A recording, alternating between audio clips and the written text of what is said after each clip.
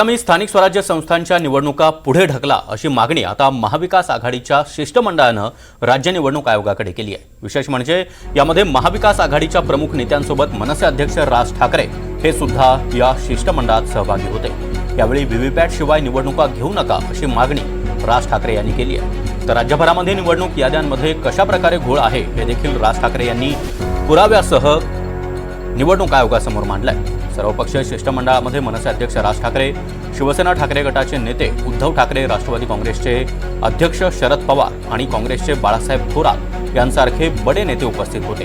येत्या 31 जानेवारीपर्यंत निवडणूक घेण्याचे आदेश आपल्याला आहेत, आपण आम्हाला उत्तर द्या की तुम्ही निवडणुकीसाठी सज्ज आहात का, अशी विचारणा राज ठाकरे यांनी निवडणूक आयोगाला केली आहे। मतदार यादीमध्ये इतका घोळ असताना निवडणूक कशी घेणार असा प्रश्न देखील राज ठाकरेंनी विचारला। उद्या पुन्हा एकदा बैठक होणार आहे आणि या बैठकीला महाविकास आघाडीचे काही प्रमुख नेते उपस्थित राहणार आहेत। त्यानंतर महाविकास आघाडीचे नेते आणि राज ठाकरे हे पत्रकार परिषद देखील घेणार आहेत।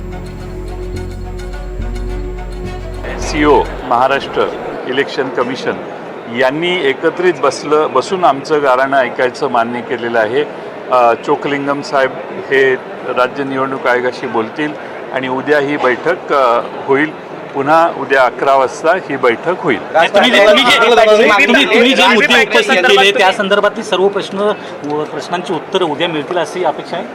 व्हीव्हीपॅट पण लावलं पाहिजे अशी आमची मागणी होती। राज्य निवडणूक आयोगाने त्याला नकार दिलेला होता। चोकलिंगम हे केंद्रीय निवडणूक आयोगाचे प्रतिनिधी सीओ म्हणून इथं काम करतात।